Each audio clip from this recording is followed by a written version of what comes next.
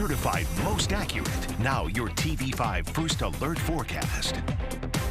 Well, happy Sunday, everyone. It is meteorologist Stone Schafer. And well, our highs today will be a bit rangy across the state. That's because we have a cold front that is moving through, and it will be reached the areas to the north just a little bit earlier in the day. We take a look at our highs for this afternoon, and what we see here is we got 70s in areas like Holton Lake and West Branch, even towards the bay. Now, as you move down to the south, you get more of those mid-80s starting to appear again. That is because you'll get a little bit more sunshine, a little less rain earlier in the day, and that cold front doesn't reach you until the afternoon. Probably about the time your highs will occur is when that cold front does look to move across the state. Now, I know there's been a lot of humidity lately. We've had dew points near the 70s through much of this weekend. That continues today, but into the afternoon, we do start to see some relief with that cold front moving through. Monday actually looks to see our dew points in the sort of mid to lower 60s, upper 50s, so definitely getting more on that pleasant side for humidity. However, as we head into the midweek, we do see more moisture get moved right back into the region,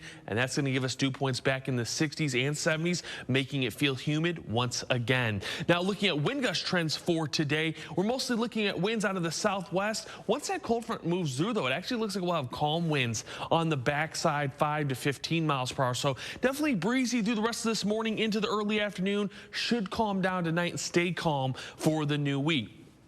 Now, we look at our hour by hour. What we do see is that rain chance continuing to sort of be isolated to scattered, especially through the Tri-Cities here at about midday. As we get into our afternoon, we may have a dry stretch right around 1 to 2 p.m. By 3 to 4 p.m., though, we'll see more showers start to develop, and that will give us consistent rain chances, including right around 5 to 6 p.m., where we could see heavy rain move through areas south of Saginaw into Shiawassee and Genesee County. We don't expect any thunderstorms with this, but obviously you are severe thunderstorms, but you will get some rumbles of thunder into our afternoon, but don't expect any severe weather, maybe some gusty conditions. I think heavy rainfall is definitely the biggest threat.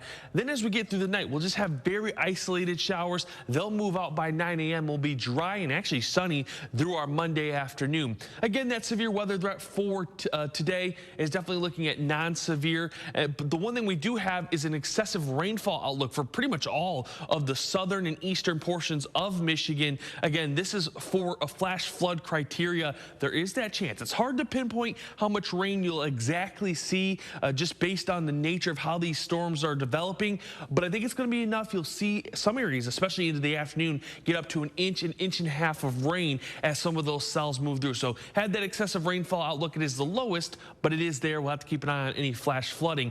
As we look at our 7-day forecast, we'll skip our hour by hour for now. 7-day forecast does show 80s for today. We'll get back to the 70s on your Monday, and then we look to have a train of 80s from Tuesday into next weekend. We'll have more rain chances for Wednesday and Thursday, and possibly as we head into next weekend.